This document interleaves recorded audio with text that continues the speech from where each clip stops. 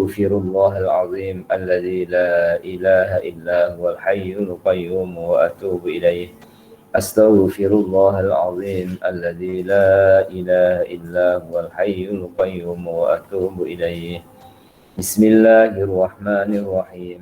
والله الذي لا إله إلا هو الرحمن الرحيم الملك القدوس السلام المؤمن المهيمن العزيز الجبار المتكبر الخالق البارئ المصور الغفار القهار الوهاب الرزاق الفتاح العليم القابض الباسط الخافض الرافع المعز المذل السميع البصير الحكم العدل اللطيف الخبير الحليم العظيم الغفور الشكور العلي الكبير الحفيظ المقيت الحسيب الجليل الكريم الرقيب المجيب الواسع الحكيم الودود المجيد البائس الشهيد الحق الوكيل القوي المتين الولي الحميد المحصي المبدئ المعيد المحيي المميت الحي القيوم الواجد الماجد الواحد الأحد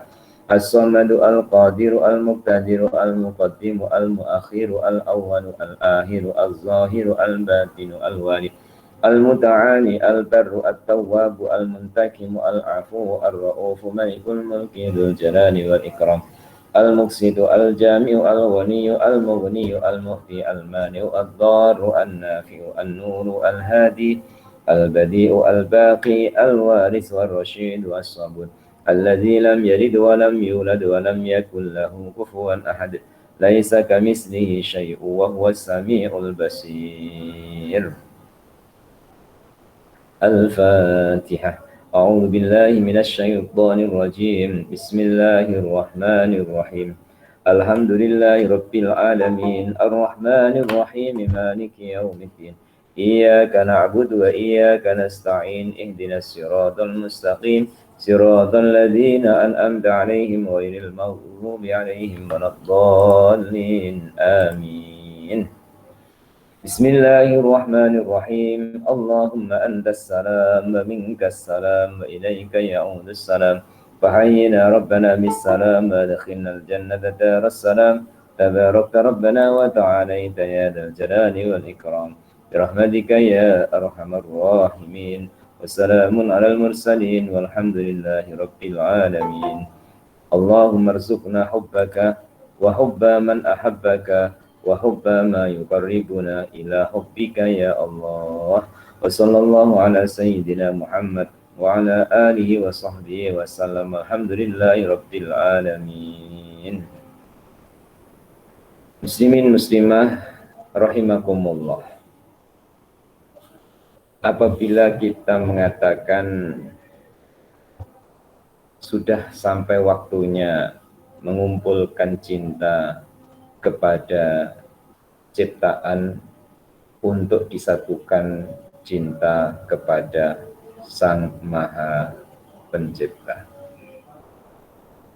Allah Subhanahu wa Ta'ala melepaskan dan membantu kita untuk melepaskan kecintaan kepada selainnya supaya kita lebih mencintai Allah Subhanahu wa Ta'ala. Allah melepaskan dan membantu kita untuk dapat melepaskan cengkraman ikatan dunia supaya kita bercengkrama atau bermesra dengan Sang Penciptanya, yakni Allah Subhanahu wa Ta'ala. Allah melepaskan dan membantu kita untuk dapat melepaskan pengaruh kesenangan-kesenangan yang sifatnya sementara untuk bersenang-senang dengan Allah Subhanahu wa Ta'ala. Tentu kata-kata saya ini adalah untuk pribadi saya sendiri dan berkongsi dengan muslimin muslimah sekalian. Allah Tuhan yang Maha Senyum menjadikan hambanya senyum melalui melihat kehendak Allah di alam nyata, melalui ciptaan Allah yang kita lihat dengan dua mata. Allah Maha Senyum menjadikan kita senyum. Dan Allah Ta'ala memperhati senyum kita itu karena siapa? Apakah semata-mata karena ciptaannya? Atau kita mampu mengalihkan dan membawa senyuman kita kepada Sang Penciptanya?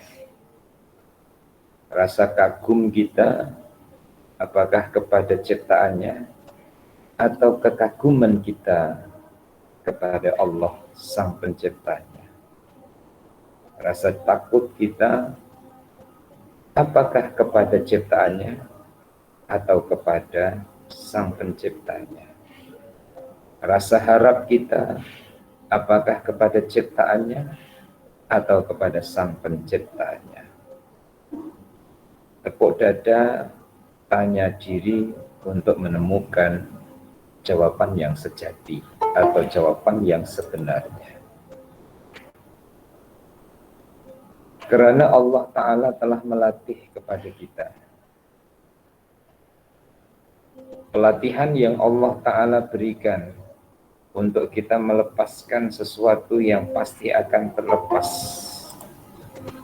dan meninggalkan sesuatu yang pasti kita akan tinggalkan. Contoh, muslimin muslimah semua yang mengikuti, saya percaya sudah punya uban masing-masing. Ada yang ikhtiar untuk mengubah warna putih menjadi hitam sehingga dicat. Dan itu berbeza pendapat para ulama karena kita mengaji bukan fikih ataupun perbedaan pendapat. Maka saya teruskan dalam dunia kerohaniannya saja.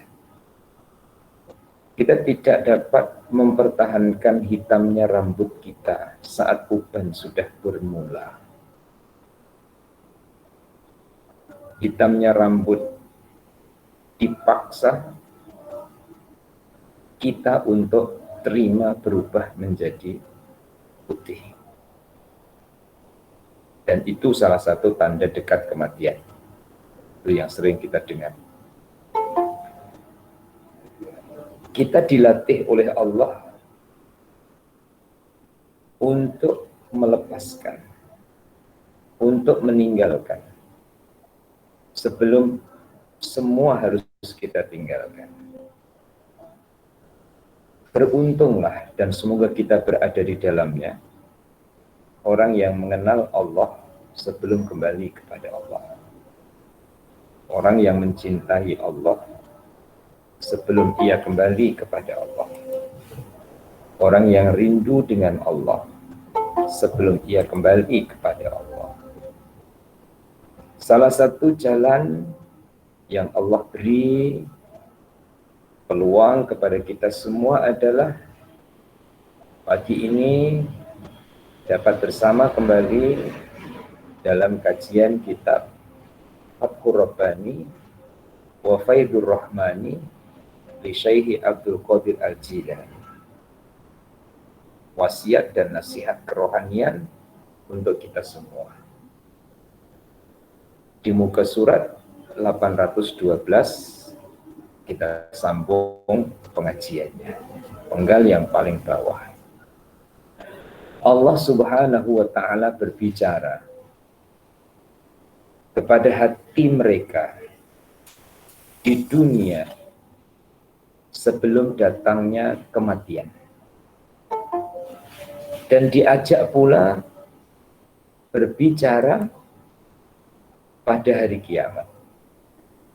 Dan sebagian kecil ada yang berbicara di dunia. Ini dulu. Walaupun secara tersusun penulisannya belum satu penggal.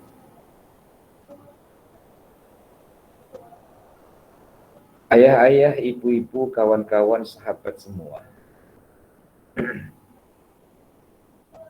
Kita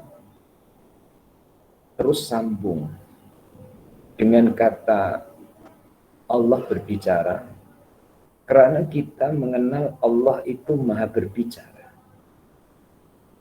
Melalui Al-Quran kita dengar dan kita baca kisahnya Nabi Musa, Allah berbicara kepada Nabi Musa. Sehingga Nabi Musa digelar Kalimullah. Dan tidak perlu jauh-jauh, Nabi kita Muhammad SAW menerima wahyu Al-Quran.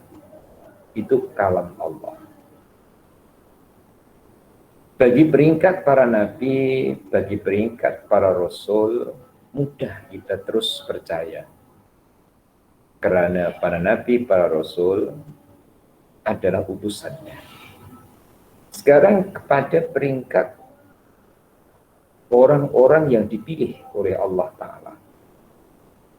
Allah Maha berbicara dirasakan oleh orang-orang yang dipilih oleh Allah. Saya ulang, Allah Tuhan yang Maha berbicara dirasakan oleh orang-orang yang dipilih oleh Allah. Karena mafhum sebaliknya, Allah berbicara tapi tidak didengar oleh orang-orang bukan pilihannya. Nah, orang-orang pilihan, ia mendengar kalam Allah di dunia.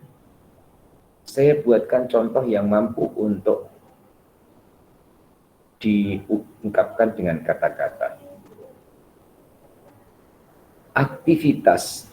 Activity kita dari bangun tidur. Kita tepuk dada, tanya. Tepuk dada maksudnya tanya. Tanya. Siapa suruh bangun kamu? Siapa yang menyuruhmu bangun? Muslimin muslimah akan menemukan jawaban. Bukan siapa-siapa yang menyuruh kita bangun. Kalau anak kita cara berpikir dengan usianya, siapa suruh bangun? Ayah suruh bangun. Atau siapa suruh bangun kamu? Mak suruh bangun. Tapi seusia kita tepuk dada tanya untuk cari jawabannya. Siapa yang suruh bangun kamu? Puan-puan akan jawab, yang suruh bangun aku adalah yang membangunkan aku. Kemudian ditanya lagi, siapa yang membangunkan kamu? Yang membangunkan aku adalah yang menghidupkan aku. Tanya lagi, siapa yang menghidupkan kamu? Yang menghidupkan aku adalah yang memberi rezeki kepada aku. Tanya lagi, siapa yang memberi rezeki kepada aku? Yang memberi rezeki kepada aku adalah yang memiliki langit dan bumi. Jangan terus jawab Allah, walaupun betul. Tapi bawa pemikiran kita kepada yang lebih luas. Siapa yang menciptakan langit dan bumi? Yang menciptakan langit dan bumi adalah Tuhannya langit dan bumi. Siapa Tuhannya langit dan bumi? Tuhannya langit dan bumi adalah Tuhan yang memiliki neraka dan surga. Siapa yang memiliki neraka dan surga? Yang memiliki neraka dan surga adalah Tuhannya dunia dan Tuhannya akhirat. Siapa Tuhannya dunia, Tuhannya akhirat? Yang maha kekal abadi selama-lamanya. Siapa yang maha kekal abadi selama-lamanya? Yang tidak berawalan dan tidak berakhirat. Siapa yang tidak berawalan dan tidak berakhirat? Yang maha berbicara kepada hamba-hambanya. Kita giring Sampai kepada poin yang sedang kita bicarakan. Yang Maha berbicara kepada hamba. Sehingga ketika kita mengucapkan Allah, semua jawaban itu berada di dalam kalimat itu. Ketika kita ucapkan la ilaha illallah, semua jawaban-jawaban yang kita ungkapkan itu tadi ada di dalam kalimat itu. Maka hamba yang merasa Allah berbicara adalah hamba-hamba yang dipilihnya. Dan dibahasakan oleh beliau dengan kata mereka. Dibahasakan pula oleh beliau di dunia. Kapan? Bila? Ya sekarang ini. Siapa suruh ngaji? Siapa suruh ambil kitab dari almari? Siapa suruh duduk di depan online pengajian ini? Siapa yang menyuruh untuk membuka kitab untuk kita kaji? Semua ketemu. Berada dalam jawaban yang sama. Ketemu dalam jawaban, dialah Allah.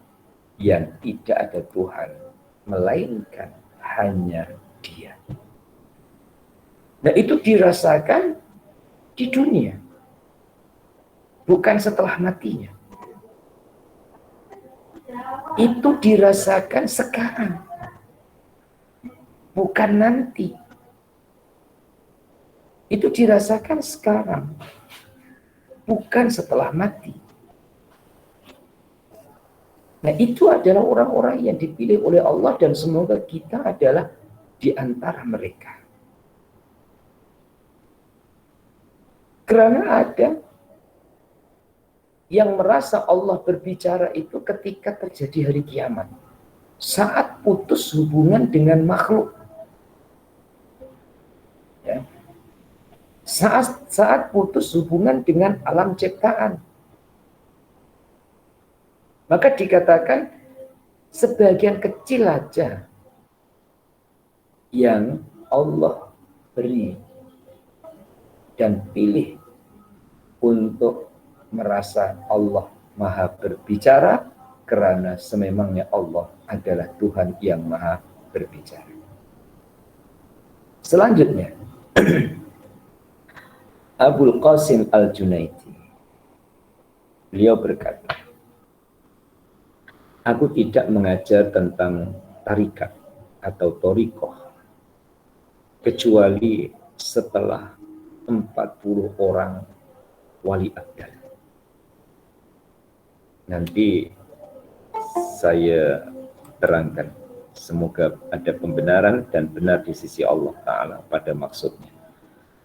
Setelah salah satu dari mereka adalah Asy-Syaikh As-Sirri As-Saqati. Itu nama orang. Seorang penjual pakaian yang sudah usang. Beliau tidak melakukan ajaran mereka sehingga beliau melihat Nabi Shallallahu Alaihi Wasallam bersabda, "Hai Junaid, berbicaralah kepada manusia, sebab sekarang sudah waktunya bagimu untuk berbicara." Titik.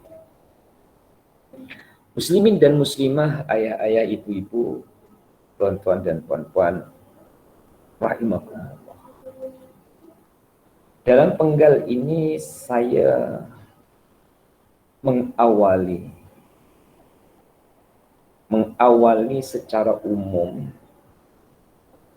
ketika ruh disatukan dengan jasad. Jasad ini Allah Ta'ala cipta dari lembaga atau bahan yang Allah Ta'ala cipta di dunia. Sekali lagi, Allah ciptakan jasad dari lembaga atau bahan yang ada di dunia. Lebih spesifik lagi adalah yang ada di bumi. Yang ada di bumi. Allah Ta'ala dengan kudrat dan kekuasaannya membentuk sehingga sempurna 9 bulan lebih, kemudian dilepaskan oleh Allah Ta'ala di tempat di mana bahan dijadikannya manusia. Saya ulang, di tempat di mana bahan diciptakannya manusia. Mana? Bumi. Dari tanah diletakkan di atas tanah. Dan bersama dengan segala sesuatu yang berada di atas tanah itu. Kemudian dilepaskan oleh Allah Subhanahu wa Ta'ala, bebas. Maka orang yang bebas itu namanya orang belum mukallaf. Belum ada hukum dalam keluarga. Contoh, anak ataupun cucu puan-puan bermain, senangnya, gembiranya ia bermain. Perhiasan di atas meja milik neneknya terkena tangannya atau terkena mainannya, jatuh dari meja. Puan-puan marah tak dengan cucu yang baru 2 tahun? Akan marah karena puan ingat harganya mahal. Nominal harga mahal. Puan teringat rumahnya jadi kurang cantik karena hiasannya pecah. Puan teringat belinya jauh nanti kalau mau beli lagi. Mungkin di luar negara. Tapi di hati kecilnya menasihati, cucunya masih kecil. Dilakukan tidak dengan kesengajaan, akan mudah untuk memaafkan.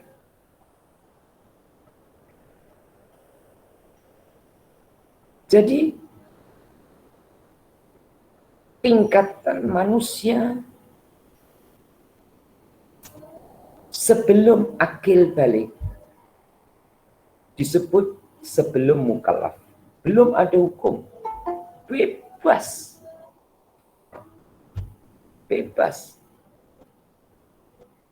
Tapi kalau itu dibebaskan dan terus berada dalam kebebasan, rusak dunia. Maka turunlah kalam Allah yang berupa wahyu ataupun firman. Pada kita umat Nabi Muhammad SAW turun wahyu Al-Quran. Itu kalam Allah.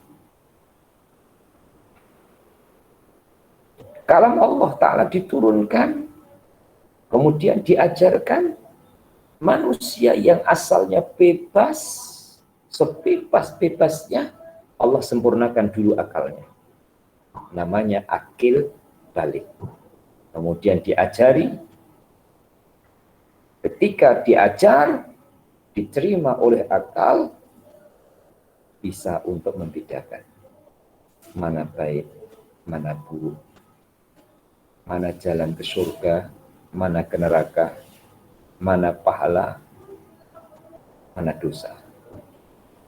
Setelah disempurnakan oleh Allah, kemudian Allah berfirman kepada manusia dalam bentuk kitab suci. Khususnya kita adalah Al-Quran. Kalau umat-umat sebelumnya ada kitab Taurat, Injil, Zabur, dan juga Suhuf, dipandu manusia. Dipandu dengan kalam Allah. Dipandu dengan Al-Quran. Keterbatasan akal untuk memahami dibantu pula pula dengan utusan, yaitu para nabi dan juga para rasul. Para nabi, para rasul telah berakhir dibantu pula dengan para ulama. Nah, ulama ini yang disebutkan namanya Abul Qasim Al-Junaidi, beliau mempunyai cara ataupun teori. Teori beliau adalah beliau tidak akan mengajar ilmu tarikat, ilmu jalan menuju ke Allah, kecuali setelah 40 orang wali abdal. Apa maksudnya? Ya, setelah 40 orang wali abdal. Tentu membicarakan ini adalah pembicaraan di kalangan para wali.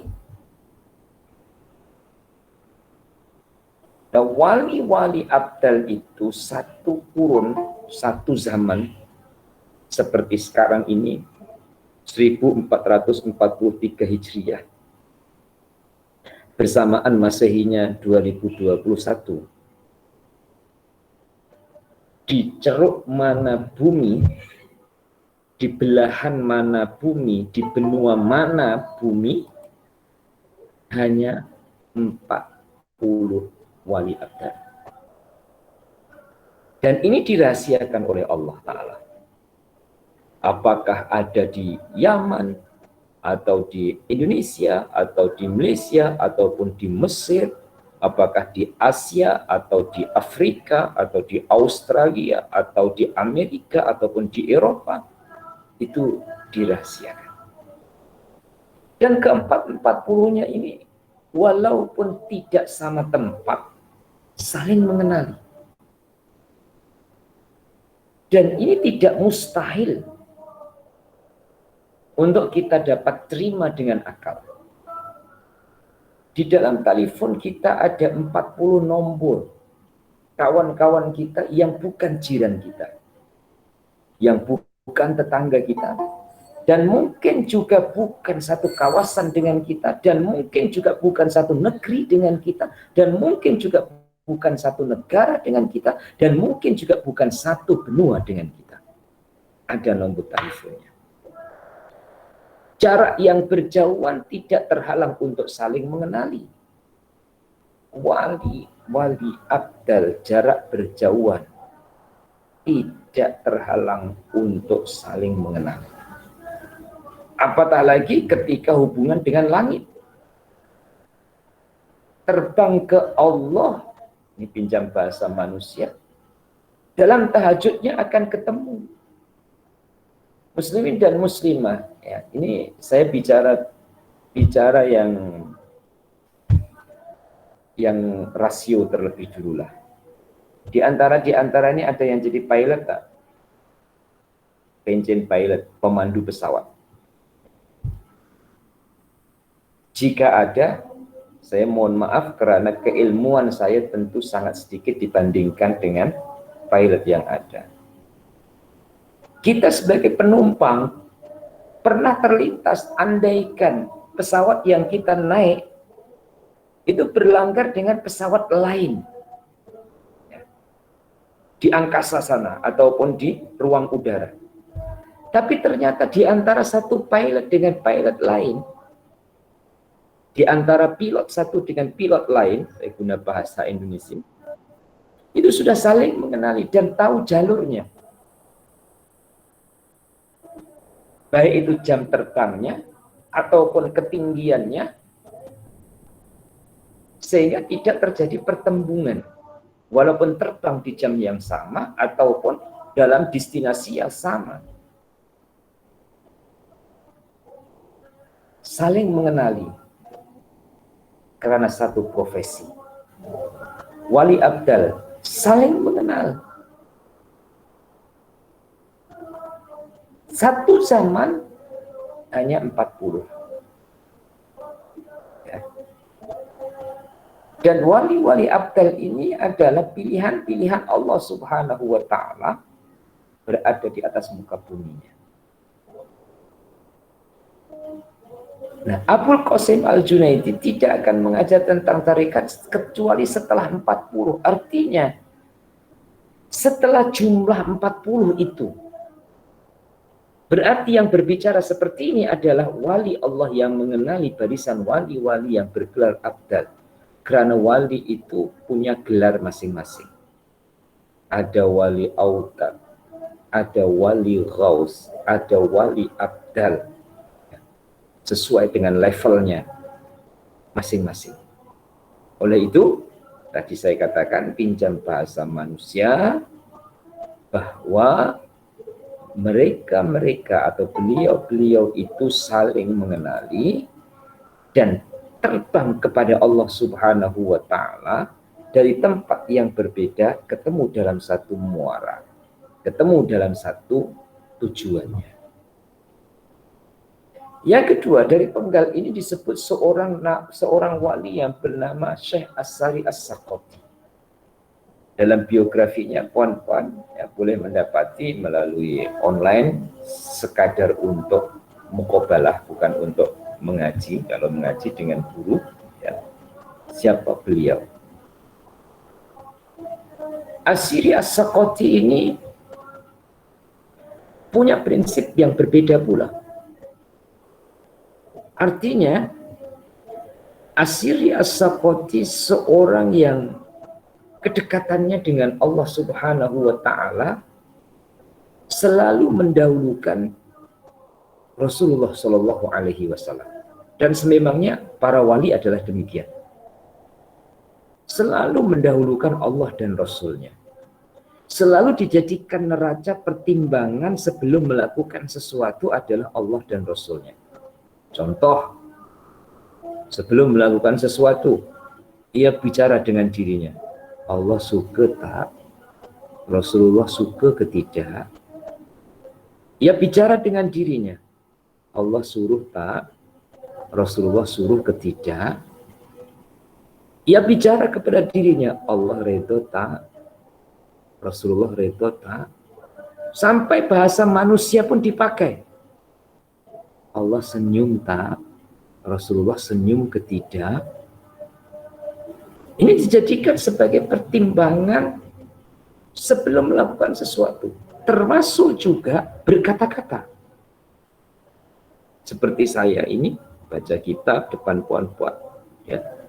Mestinya saya mengikuti ini dan harus mengikuti dan melatih diri.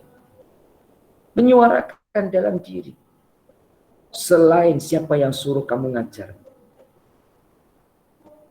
Juga bicara terhadap diri. Allah suka ketidak? Rasulullah suka ketidak?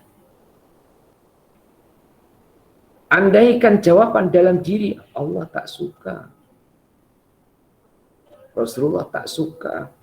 Jangan terus berhenti. Karena bisa jadi bisikan itu adalah bisikan syaitan. Maka kita harus ada ilmunya. Apa ilmunya? Syariatnya bagaimana? Ngaji itu disuruh tidak. Belajar itu disuruh oleh Allah ketidak. Baca Quran disuruh ketidak. Oh, jawabannya Allah suruh. Insya Allah, Allah suka. Allah senyum. Nah, ini peringkat orang biasa macam saya, mungkin juga puan-puan. Tapi peringkatnya Syekh As-Sari As-Sakoti, peringkatnya Abul Qasim Al-Junaidi, ia dengar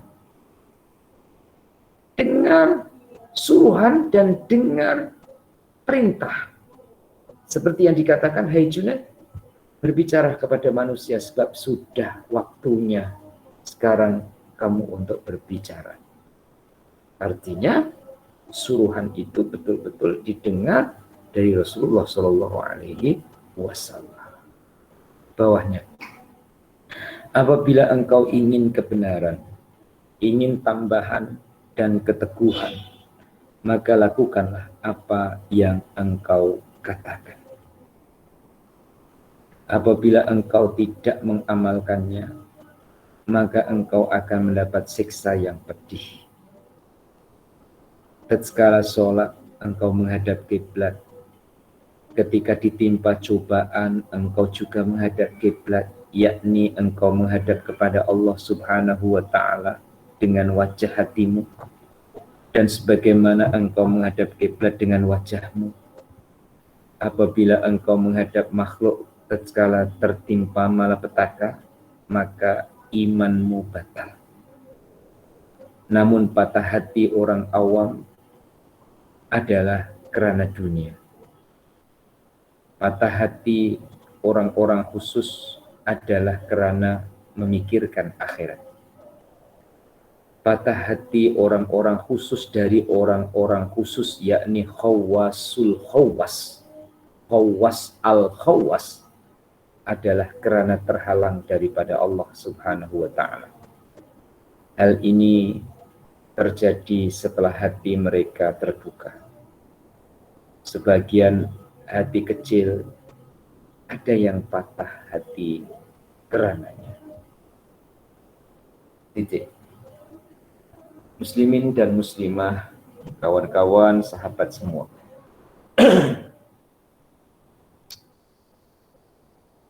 Allah, semua kehendak Allah, dan itulah Allah. Macam-macam ciptaan Allah, macam-macam keadaan manusia dikehendaki oleh Allah. Macam-macam kerinah manusia diciptakan oleh Allah. Dan macam-macam lagi. Karena terlalu banyak macamnya sehingga kita tidak tahu jumlahnya. Tapi Allah Subhanahu wa ta'ala menunjukkan jalan yang sama dari bermacam-macam tadi. Menunjukkan jalan yang sama, menformat di dalam manusia dengan format yang sama. Apa? Format cinta kebenaran. Itu siapapun. Format cinta kepada sang penciptanya. Walaupun harus berhadapan dengan berbagai macam-macam liku kehidupan. Tetap hati manusia suka kebenaran. Tetap ingin jumpa Tuhan. Nah, itu semoga kita hidupkan dan kita suburkan dalam diri kita. Tidak dimatikan dan tidak dilayukan. Oleh beliau mengatakan apabila engkau ingin kebenaran. Iya, karena memang manusia ingin kebenaran. Ingin tambahan. Iya, fitrah manusia ingin. Keteguhan juga seperti pokoknya semua sifat dari kebaikan manusia itu ingin. Caranya simple, kata beliau. Caranya itu tak banyak teori. Caranya hanya satu aja. Lakukan apa yang kau katakan. Masya Allah. Ya. Lakukan apa yang kamu katakan. Ini yang paling kena adalah yang sedang berbicara sekarang ini.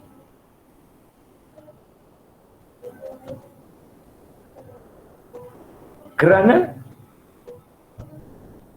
lakukan apa yang dikatakan. Manusia itu akan keluar kata-kata baik di depan orang. Walaupun kata-kata saya ini tidak untuk semua, tapi purata. Guru pasti mengatakan baik, mengatakan yang baik kepada murid. Orang tua pasti mengatakan yang baik kepada anaknya. Majikan pasti menasihatkan yang baik kepada pekerjanya. Dan seterusnya, dan seterusnya. mencontoh kepada Rasulullah Shallallahu Alaihi Wasallam, dan semoga kita bisa mencontohi. Baginda itu di antara rahasia yang sudah tidak dirahasiakan, mulianya di hadapan kaumnya dan di hadapan musuhnya, dan tentu tidak diragukan di hadapan Allah, adalah ana awwalu wajibin ma amartukum bih. Aku adalah orang yang wajib melakukan apa yang aku katakan kepada kamu, apa yang aku perintahkan kepada kamu. Ini Rasulullah SAW sendiri bersabda. Jadi harapan dan doa mengiringi ilmu yang kita perolehi dan nasihat yang kita dapati, semoga kita dapat melakukan apa yang kita katakan dengan pertolongan Allah Subhanahu wa taala tentunya. Karena apabila tidak, maka balasannya atau padahnya adalah siksaan yang pedih. Dan muslimin muslimah tentu tidak menjadi keinginan. Fitrah manusia itu susah. Gak ada yang ingin susah. Tapi Ustaz, ada orang susah itu bagaimana? Apakah Allah menyusahkan? Sikit jangan terbesit di dalam hati Allah menyusahkan. Enggak ada Allah menyusahkan itu. Ya. Karena di setiap kesusahan Allah Subhanahu wa taala akan buka jalannya. Saya buatkan contoh. Seorang guru memberi pekerjaan kepada muridnya untuk menulis atau menjawab soalan atau melukis. Bagi murid yang belum bisa, yang belum mampu, itu satu kesusahan. Tapi pasti guru sudah menyiapkan bantuan. Pasti guru sudah menyiapkan tutorial ataupun cara. Kemudian sedia untuk menunjuk ajar. Sedia untuk menuntunnya. Sedia untuk membantunya.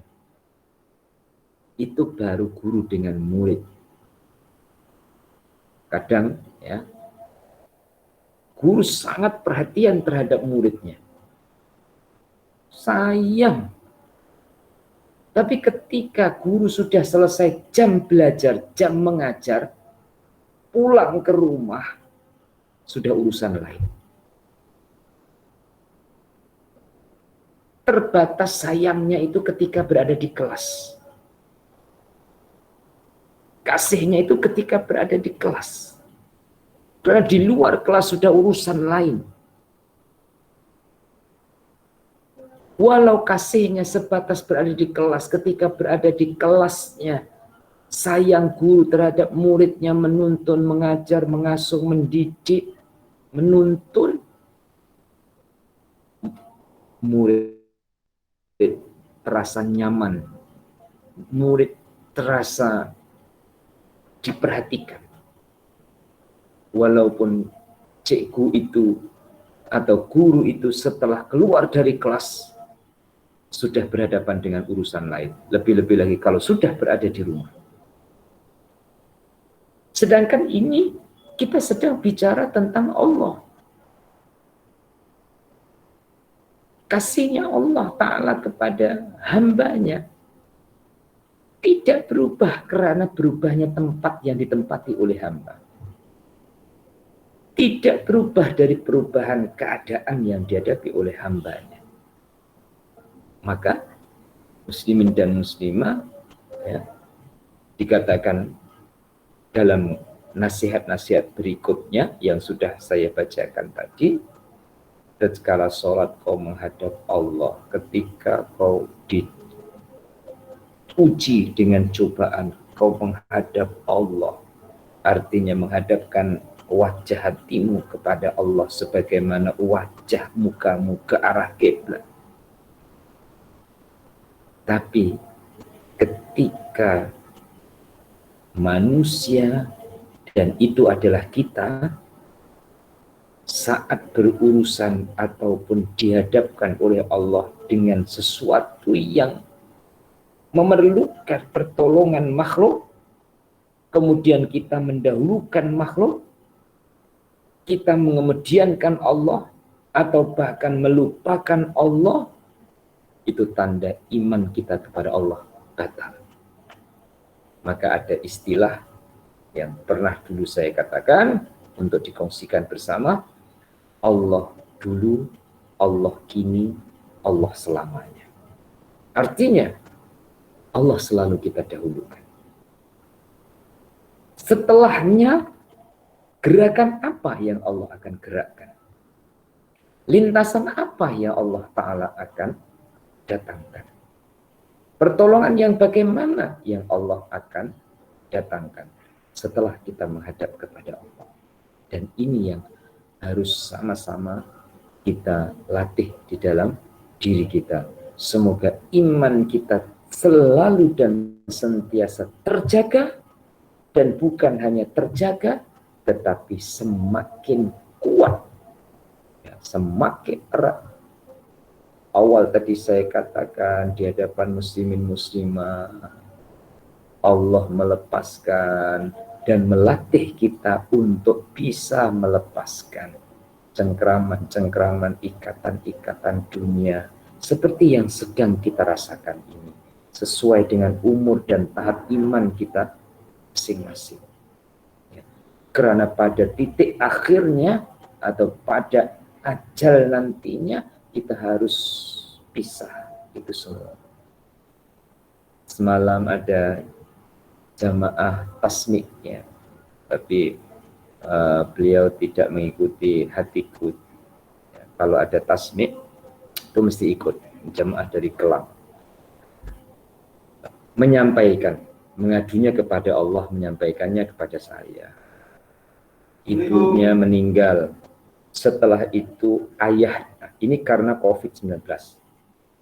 Jarak 1 minggu ayahnya. Kemudian jarak 5 hari, ya, adiknya perempuan.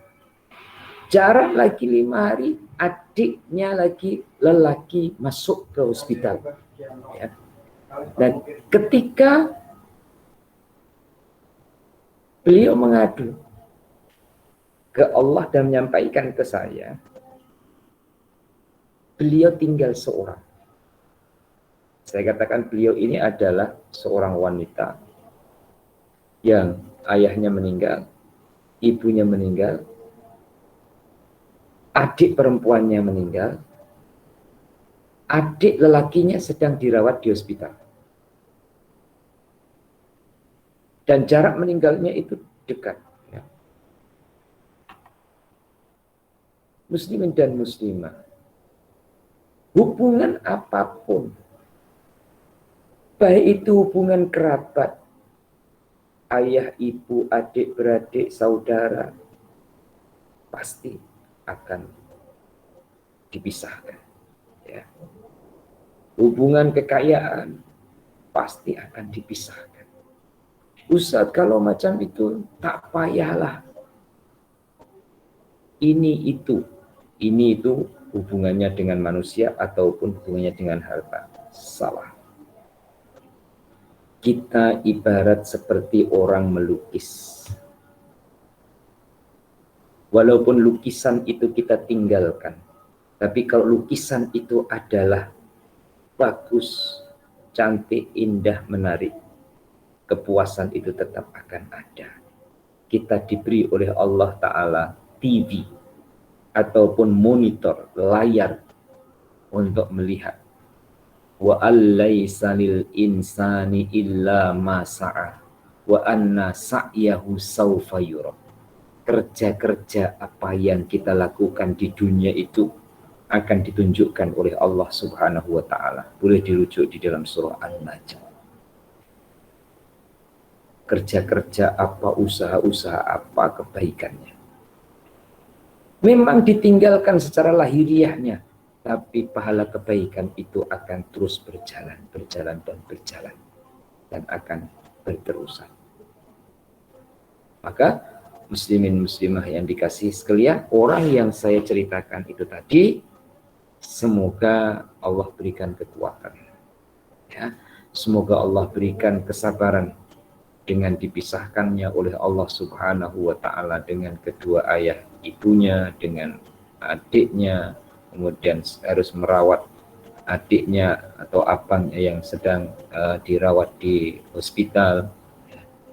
Dan nanti di akhir pengajian ini kita akhiri dengan doa khatmil Quran dari kawan-kawan hatiku yang menghadiahkan khatam Al-Quran kepada jamaah kita, kawan kita Puan Hajah Badariyah binti Taib yang telah kembali ke rahmatullah dengan ikhlas dan dengan sukarela.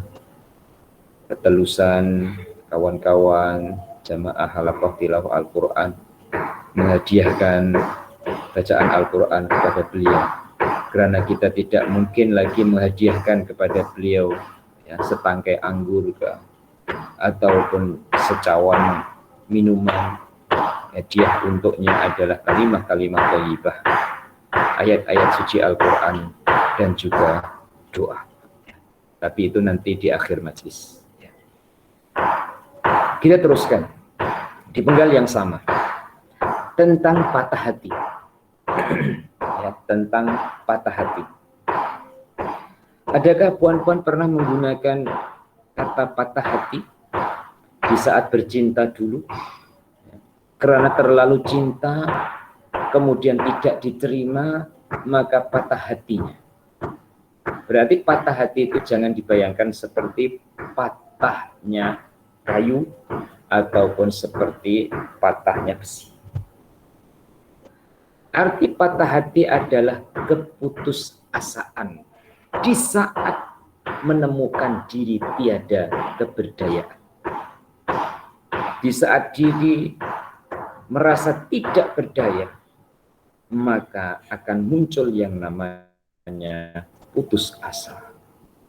Dan sinonimnya atau persamaan bahasa adalah patah hati. Patah hati ada 3.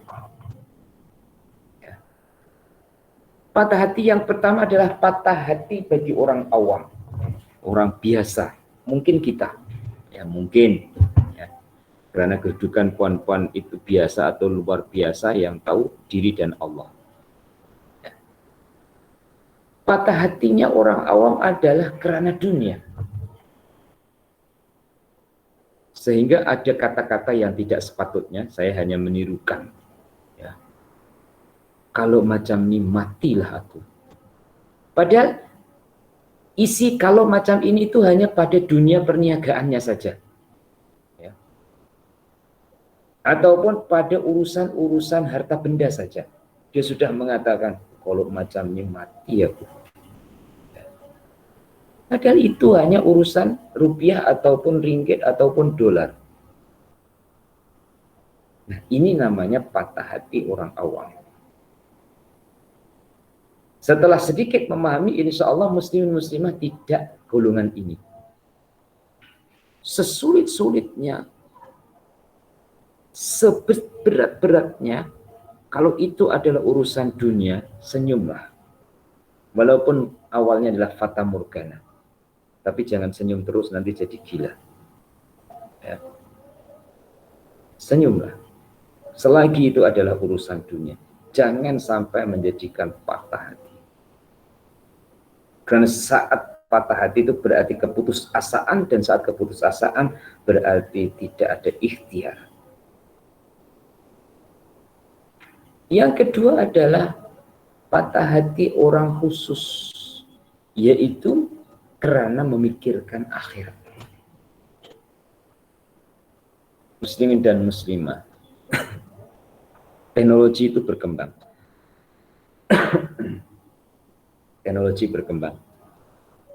Berhubungan dengan sesama, jarak jauh, kecil-kecil dulu, puan-puan adalah malah menggunakan surat. kemudian dimasukkan dalam peti surat, kemudian diantar oleh postman sampai kepada tujuannya. Saat itu kita belum terbayang adanya kemudahan seperti yang sekarang untuk bisa berbicara. Dengan jarak yang jauh bisa dengar suara. Dengan jarak yang jauh pula bukan hanya dengar suara, boleh saling bertatap muka. Jadi di saat manusia teknologi itu belum tercapai ataupun kemudahan itu belum tahu, perkara itu dianggap mustahil. Mana mungkin, mana boleh, mana bisa. Boleh bertatap muka jarak jauh, boleh dengar suara.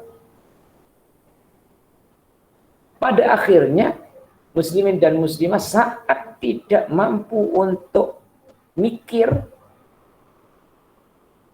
orang yang beriman berada di atas sejatahnya. Dan itu bisa terjadi sekarang. Sedang perlu dengan anaknya, atau anak perlu dengan orang tua. Oke. Dihubungi melalui WhatsApp tak boleh. Dihubungi melalui telepon tak boleh. Dihubungi melalui Instagram tak boleh, melalui FB tak boleh, melalui Twitter tak boleh, dan laluan-laluan teknologi tak boleh. Kira-kira apa yang Puan lakukan? Cari kawannya, dicari kawan-kawannya juga tidak ditemukan rangkaian kawan yang boleh menghubungi anaknya. Untuk dan bagi orang yang beriman, dalam keputusasaan akan menemukan Allah di atas sejatahnya karena ia gunakan talian dengan Allah Subhanahu wa Ta'ala. Itu tenangnya orang yang beriman. Sekarang keputusasaan orang khawas dalam urusan akhirat. Muslimin muslimah. Orang itu kalau tidak tahu jalan entah kemana, ia akan putus asa. Contoh lah ya, puan-puan, dalam Sempang,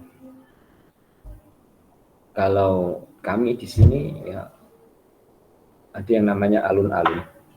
Puan-puan yang pernah melawat ya, saya bawa ke masjid besar, itu kan ada bundaran, bulatan di depan masjid.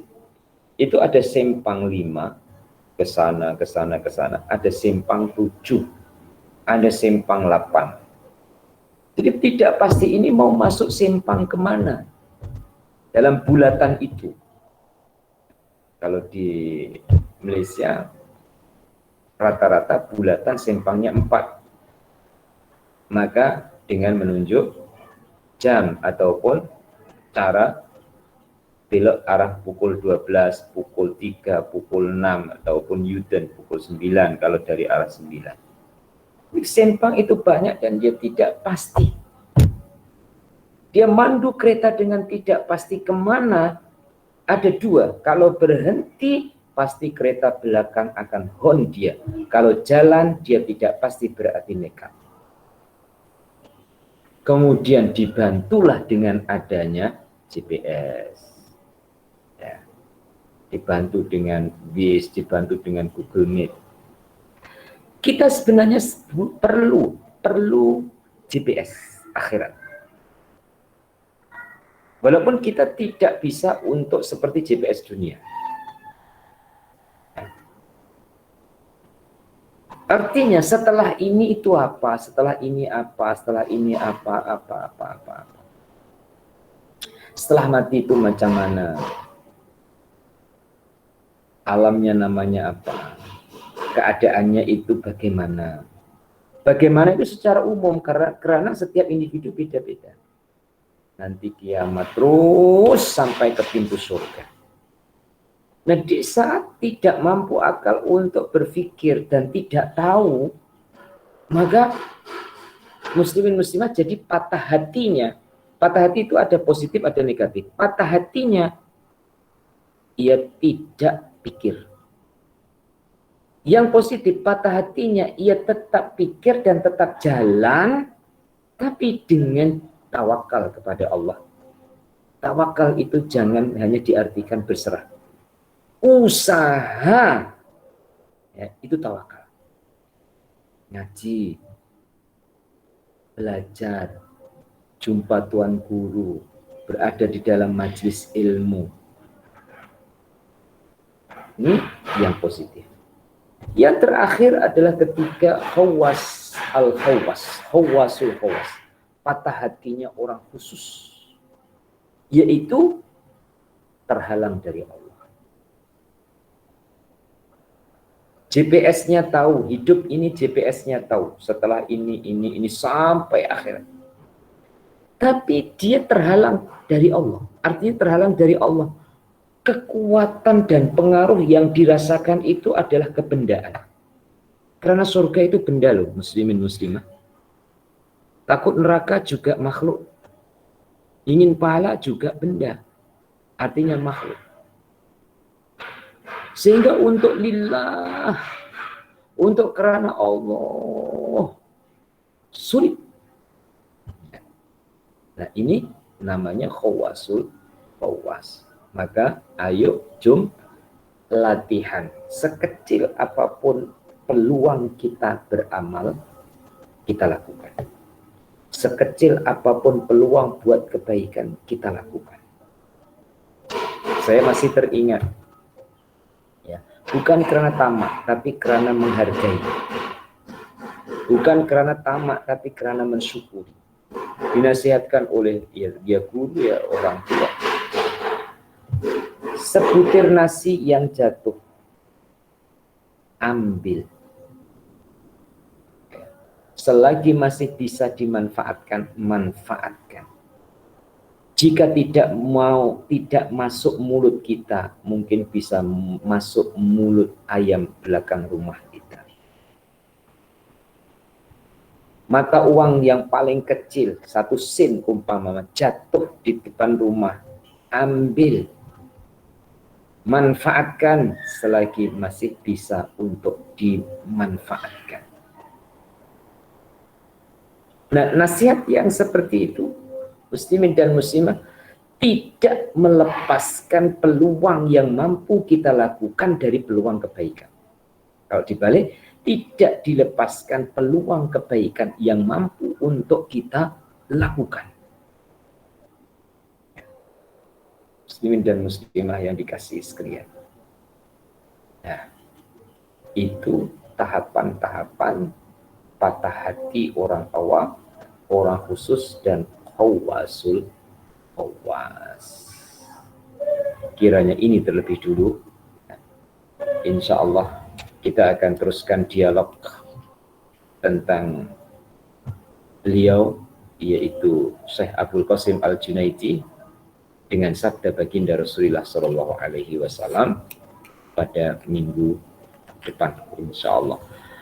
Dan kita akhiri dengan baca doa khatmil Quran, yang bacaan Al-Qurannya dihadiahkan kepada kawan kita, kawan majelis pengajian, karena beliau juga mengikuti Fathur Rabbani, juga mengikuti pengajian malam, juga pengajian hatiku jika beliau cuti, mengikuti pengajian Rabu, pengajian Ihfazillah Yahfazka, mengikuti pengajian tafsir, mengikuti pengajian Al-Hikam, dan pasti muslim-muslimah yang mengenali beliau sekarang terbayanglah wajah beliau, ya, ketika berada dalam majelis ilmu dan juga pengajian. Dan sekarang beliau telah direhatkan oleh Allah Subhanahu wa Ta'ala, mendahului kita semua. Kita hadiahkan bacaan Al-Quran yang puan-puan baca dari sekian jamaah 3 khataman itu kepada beliau. Semoga beliau dirahmati oleh Allah Ta'ala dalam kuburnya. Dan orang yang mendoakan orang yang mati, Hakikatnya orang yang mati itu mengucapkan terima kasih kepada orang yang mendoakan.